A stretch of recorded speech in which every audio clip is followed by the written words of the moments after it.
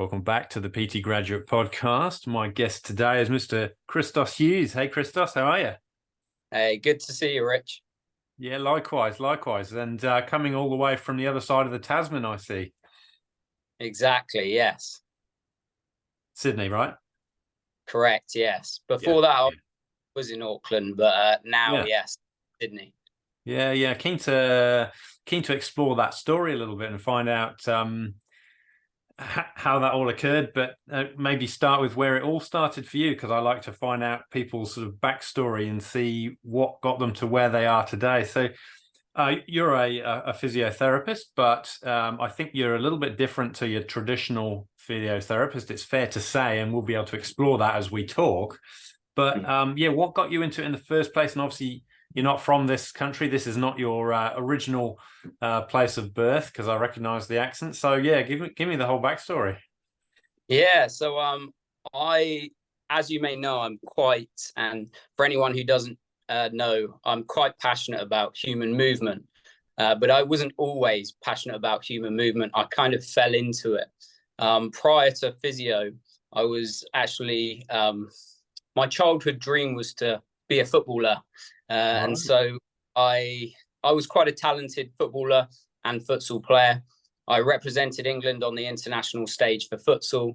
And within football, I played for two professional development squads, so Reading FC and Oxford United.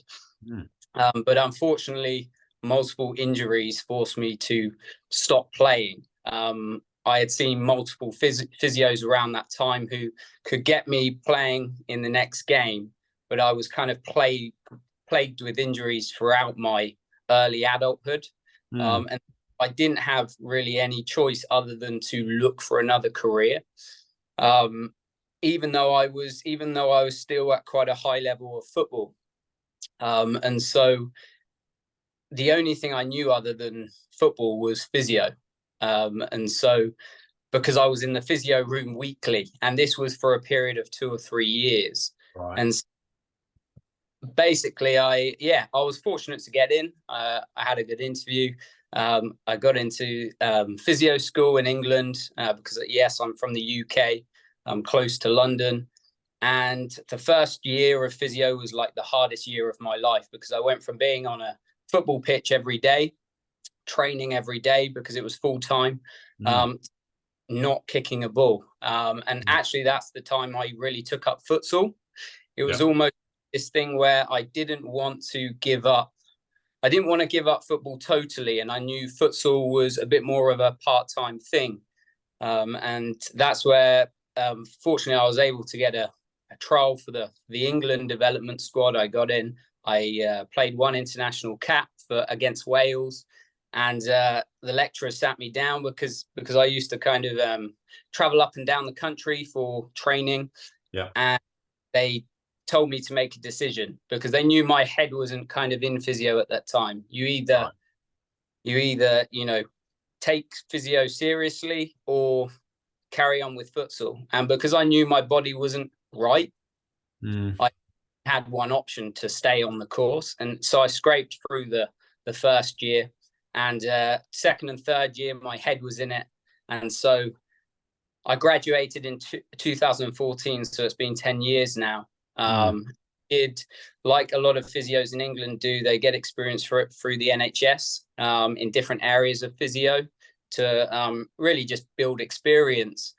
And that's where I met my wife, who's from Sydney.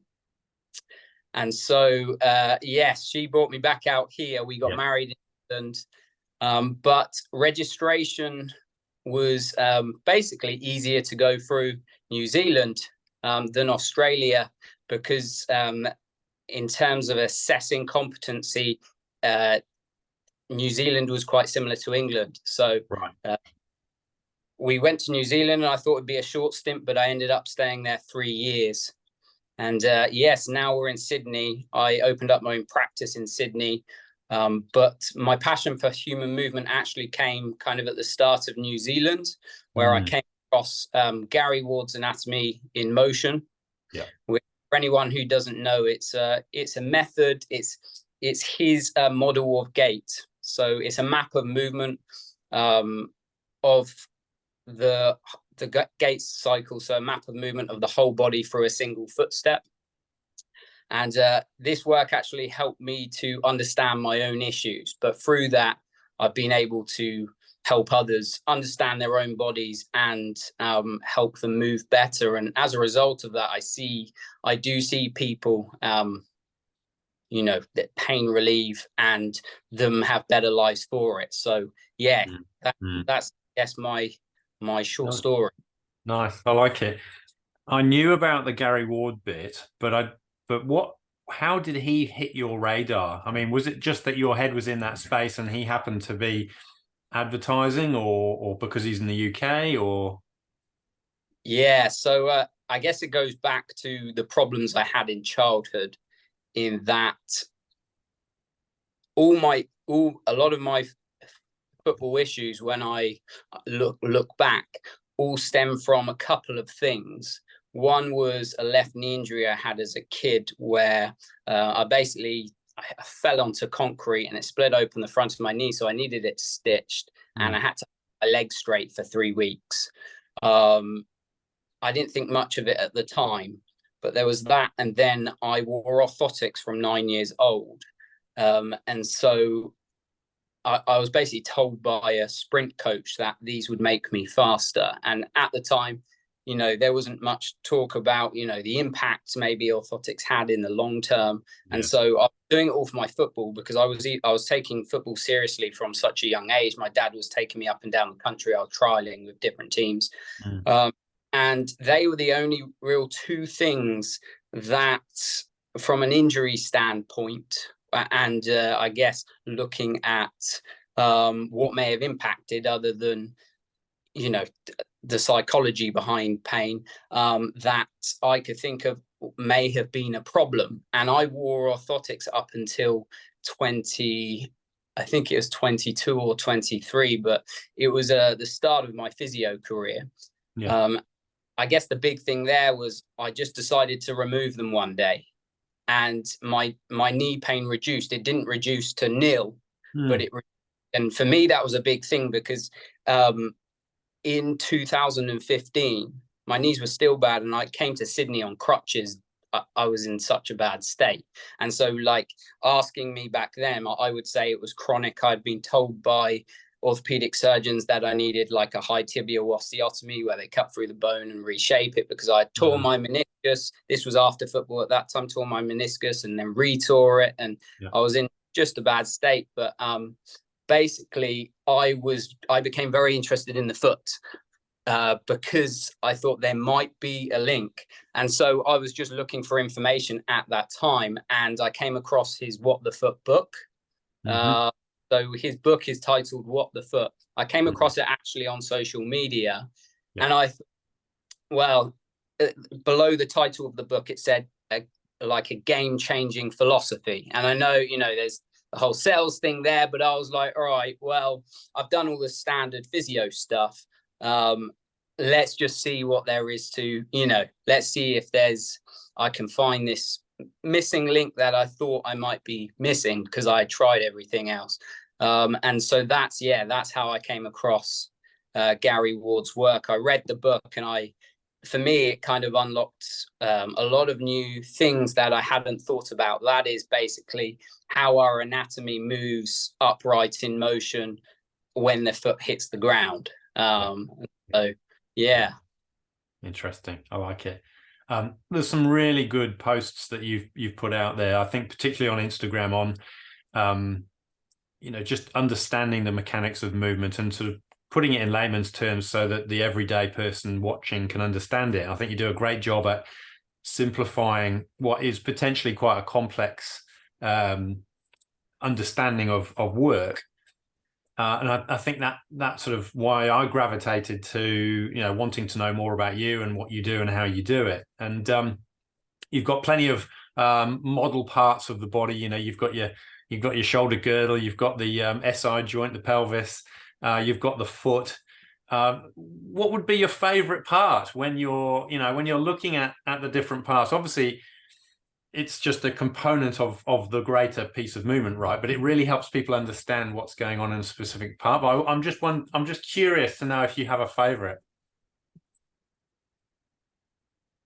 Well, I think from a physio point of view and assessment, my favorite is the foot. And you'll know I talk about the foot a lot, not because I assess the foot more so than the rest of the body, because I'm always thinking whole body. But if there was one place to kind of focus on, for me, it'd be the foot, because you can tell a lot about the whole body just by looking at the foot. And so, whereas if I was to look straight at the pelvis, I might not know what's going on above and below, because the foot's the first thing to hit the ground, and so there should be a chain reaction all the way up to the skull. So when I assess the feet, what I'm looking for is, when I move level by level up, is this interaction taking place above, or is there kind of like a missing link or a block up chain? Right. So yeah, I'm not sure if that gives the answer of what favorite. The foot's my favorite for assessment, because I start at the foot. And maybe that is my favorite then, because otherwise I probably don't have a favorite. I do like the shoulder though. The shoulder is very, very interesting to me, because it doesn't have any connection to the floor in terms of the closed chain walking environment. And so the shoulder can be a tricky thing to treat or manage or help. And just these small interactions of shoulder girdle and shoulder joint. A lot of the time people just look at the shoulder girdle and the shoulder joint as the same thing, but you start looking at relationships and you gain a real understanding for how intricate it really is around here. I find that interesting. Yeah. Ditto. Same. But I'm in a very similar boat, I think, Christos. You've got your key movement platforms, haven't you? Which is foot, ankle, pelvis, hips, and thoracic. But other people look at it in different ways, and I suppose there's not necessarily any right or wrong way, just the way that you find works for you. And I guess you then bring a tribe with you that identify with that, makes sense of the way you talk and the way you look at things, and they stay with you. From a client point of view, I suppose we've got slightly different businesses, but I think the way I look at the body is the same as you in terms of holistically, what's it doing the whole way down? What's one thing that might not be working? And one of the things that sort of jumped to mind when you were explaining that was that the longer you've been practicing the art and the skill of what you do, the easier it becomes of being able to identify what may be going on, because you've seen, how do you know what a big dog looks like, right? Well, because you've seen lots of dogs. So, not saying clients are dogs, but what I mean is when you started, did you find video assessment useful, slowing video down so that you could see gait and you could see whole movements, patterns, so that you could get it to a point where it's going so slowly you could identify the components as opposed to sort of seeing the whole thing at once? Yes, I actually do that more so now. Right. Because I guess I have more appreciation for the intricacies of movement. So initially I would just look at, let's say, at the foot and not think anything of what's happening up chain, and work I guess help. It could be if there was a client in front of me, just help get their foot moving. But what I started to realize is some people had a good change and more movement in the foot responded, and other people didn't. And so it made me look up, and it made me really try to appreciate what is really going on at the knee. What should it be doing? What isn't it doing? And how can I help it? And just building an understanding of that for each and every structure, and gaining a deeper understanding of the gait model. Or Gary was interpretation of it. Now, when I slow things down, I look at the foot and I say, is the foot doing this? So is it pronating in its 3 dimensions of movement? Yeah. But it's not just, is the foot flattening? It's, is the heel bone tilting down? Is it inverting? Is the knee following along here and bending? And is the femur and the tibia rotating in? Is the pelvis, is it hiking on that side, which is to show the masses over that leg?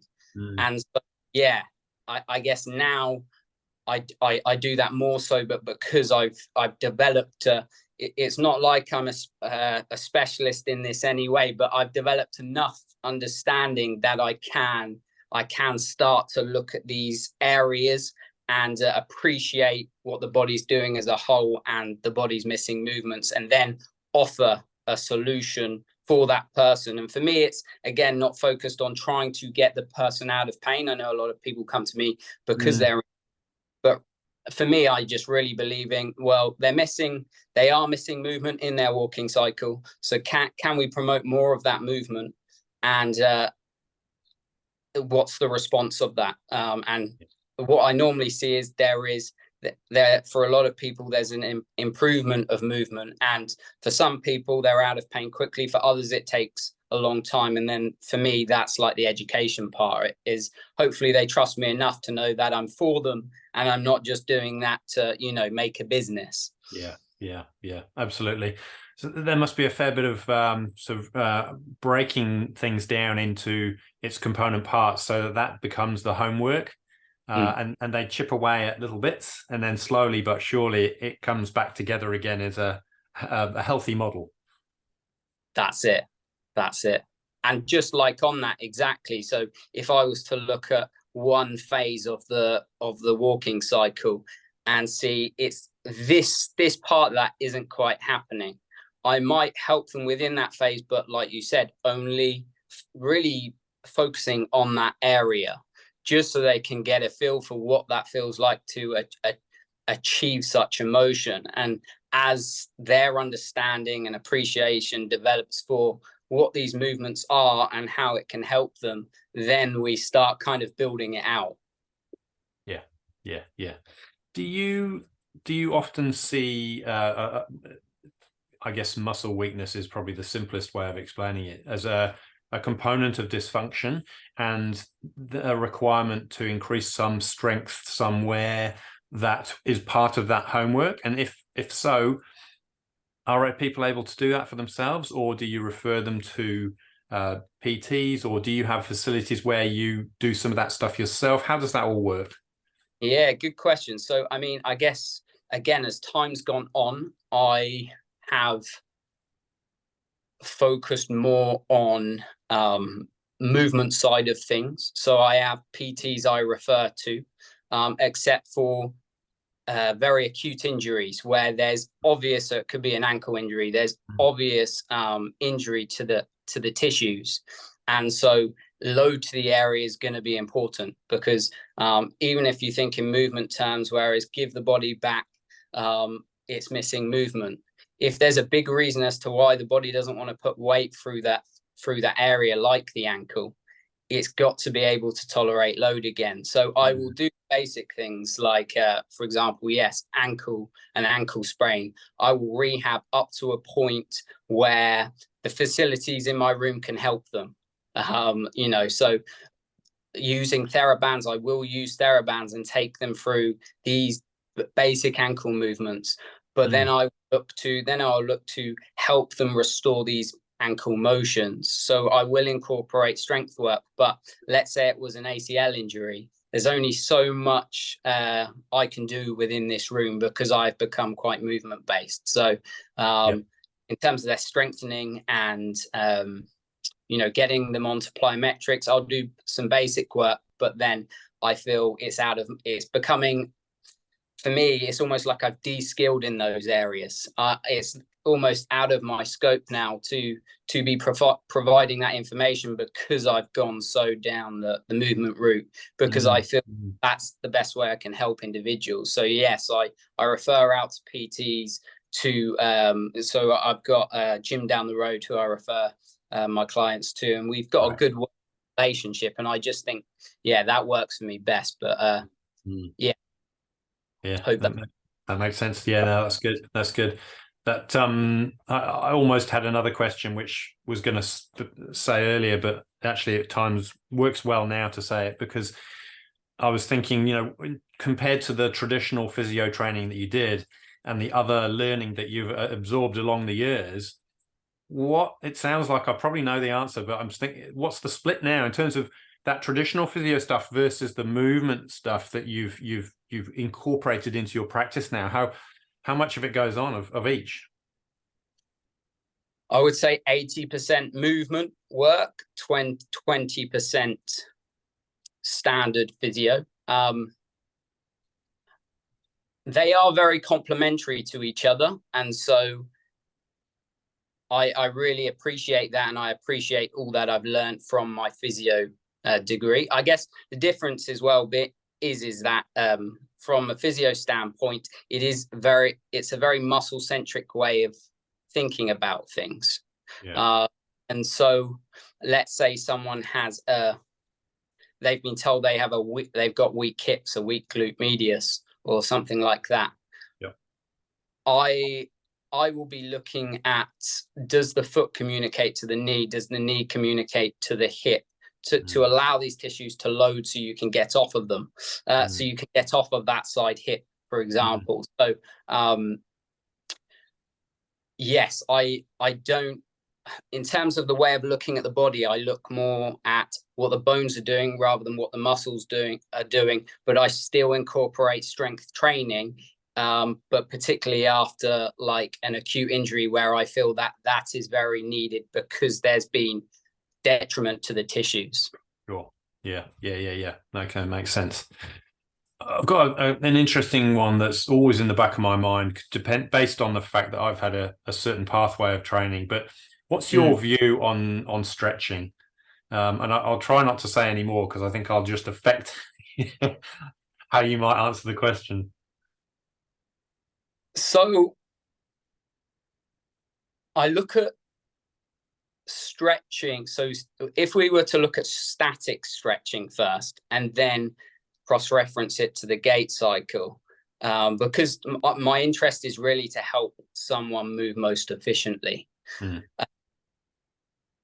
I look at things like static stretching as, does the body really want to be held on stretch, or is that stretch, or is a stretch required for a reason? And so when I look at the human gait cycle, the stretch is there so tissues can slow down the movement of bones and joints opening to then contract and bring those bones together, all to help you move forwards in space. So again, I guess I haven't given a static stretch in many years now, but I've given loaded stretches where you see movement into a space and movement out of a space.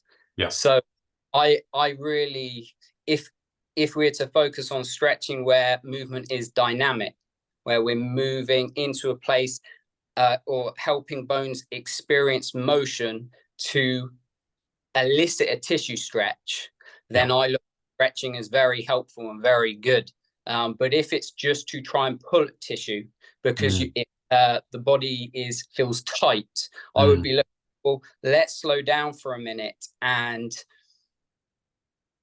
just think about why that tissue might feel tight. Is it because the tissue's long and can't shorten, or is it because it's short and can't lengthen? And if these are able to find these optimal places, in context to the gait cycle, tissue can lengthen and then tissue can shorten, and that feeling of needing to stretch just reduces. Brilliant. I think we're on the same page there as well. It's a funny thing. I had a physio who I know told me that the reason my lower back was tight was that I had tight hip flexors, and he'd never assessed me and knew anything about my physical state. But I don't subscribe to that thinking personally. And I was able to remove the ongoing lower back tightness quite quickly. And it was triggered, I think, by swimming. So slight extension because of swimming position and wetsuit design.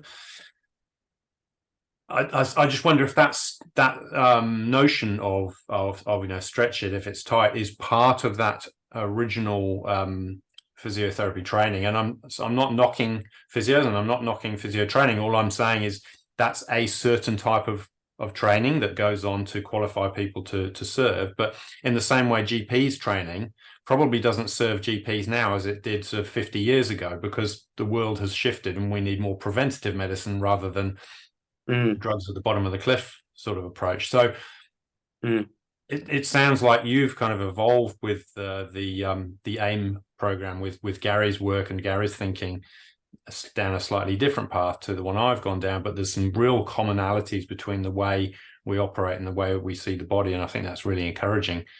How do you find do you get referrals from from the medical world, or do you have to market yourself like any other business? How does it work for you?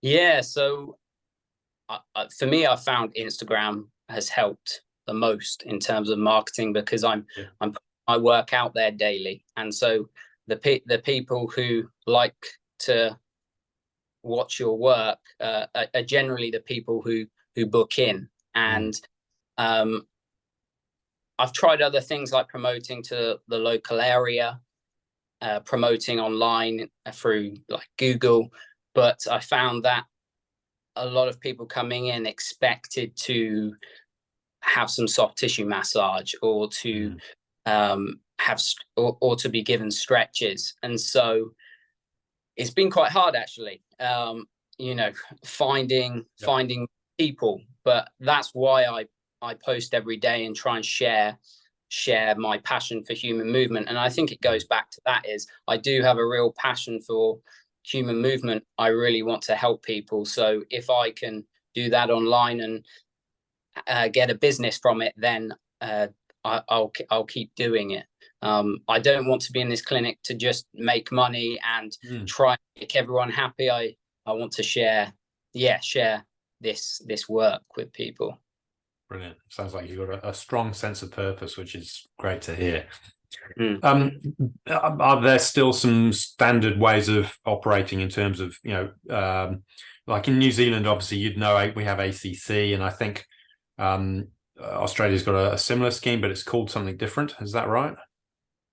So they use like private health funds. So it's you either pay out of pocket or you are helped with the private company you work for, and you pay a gap payment of that. They'll contribute, pay the rest. So you do get Medicare, which is similar to ACC. They're Medicare, but that's for more chronic conditions. So if you had a pain for more than 6 months, or you've got any other chronic condition, then you're entitled to 5 sessions. But it's part payment. Got you. Okay. And is there a similar situation where if someone has got something going on, then they are given 12 opportunities to go and see that physiotherapist, and once that 12 has been done, it's sort of start again or apply again? Or no, I remember actually in New Zealand it was 16 sessions, or 16, right? Yeah, when I was working 16 sessions, and then if they still weren't better, it would be an easy way, a referral again. But no, there's nothing like this here, which I think is good in a way, because people have to be serious about their health here. Whereas maybe if you're and because they're paying out of pocket a lot more, whereas in New Zealand, these treatment sessions are offered to them free. They're being funded, and so yes, we would get people who want to come back every week. Whereas here, you've got to work hard and show that you really care for people for them to want to come back for a second or third session. Sure. Yeah, that makes total sense. And having experienced both, which system do you think is better? Is that a fair question? I think if it's purely business and not related to passion, you could get better business in New Zealand because they were bringing up, every 10 minutes for an appointment. Whereas in Australia, you don't get that. You have to work really hard to keep people on your books, but because they're paying out of pocket, and it really is about developing a relationship here. Okay. Over there, I almost felt because they were entitled to these sessions, we developed a relationship by the end because they saw that you were for them, but it took a few sessions, but they are willing to come back because they didn't have to pay. Whereas here, if they haven't got on board in the first session or two, then they might not come back. Yeah, fair enough. Okay. Yeah. So you got to get some early wins. Exactly, and I guess that's the hardest thing, because for me, I just want to do my job, which is to help people. But yes, I mean, I'm sure there's businesses out there who just want money. So I know people can be quite skeptical and they're unsure of whether you're on their side or not. So for me, it's just showing that I care. If I can show that I care, then I hope they come back, and I hope they trust that the work I do is to help them, and not just for my own benefit of making money, because it really isn't. Yeah. I'm sure that comes through loud and clear. They often say that people don't care how much you know until they know how much you care, and I think that's so true here. Yeah. You've set up a couple of businesses. You've done one in New Zealand, you've done one in Australia. What are your top tips to those people listening that may be running their own businesses and maybe challenged with certain things along the way that comes along with business ownership? What sort of things have stood the test of time for you, or you've kind of almost taken for granted because it works and it just does its thing? I mean, you're very proactive on Insta from a marketing point of view, but any other sort of areas that work for you, have worked? It's quite a hard question to answer, because for me, I didn't start a business because I wanted a business. I started it because there was a certain way of looking at the body that I really wanted to go into. And from that, it's almost like I needed to do it, at least to start off with, by myself. So I didn't do it because I wanted a business. I did it because I loved the thing I did and I wanted to share it with more people. Right. And so, yeah, my top tip would be if you're going to start a business, do it because you really want to help people achieve whatever it is you're sharing with them. So if you're sharing with them, if you're a physio and you want a business, do it because you want to help people regain function and reduce pain. Don't do it because do it because it's just a good idea. Yeah. Back to passion, because I guess thinking of other things that have worked for me, I think that is, for me, what has kept the business going. Just my passion for it, more than anything, because all the admin stuff, you figure it out along the way. But that wouldn't have kept my business going, because yes, over time you figure it out, and marketing can only get you so far. If you're marketing but you're not providing value, then people will leave. They'll notice that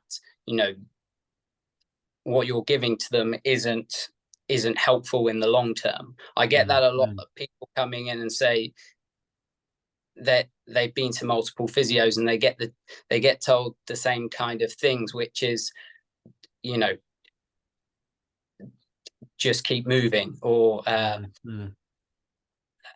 it's all in your head, and things like this. And I actually get that quite often. Yeah. So people, for me, it's not that I've got all the answers, but to give people another way of looking at things that is positive, and that will, even if their pain doesn't reduce, that will improve their health in the long term, and they can see these changes.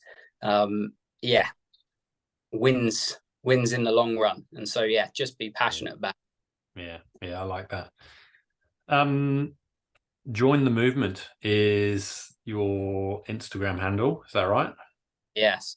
I need to make sure it's probably I need to check that. I will put it in the show notes so that people can find you. I'm assuming that is the best way for people to find you if they're looking for you, Christos.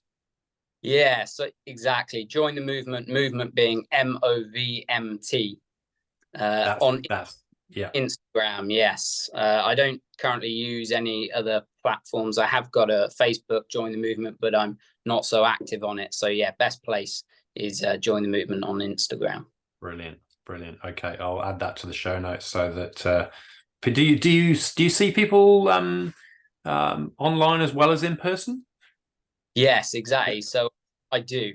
So it's a lot of the people who see me online have been through Gary Ward's, some of his online courses, or even his in courses. So they have an understanding of kind of the assessment process to some degree.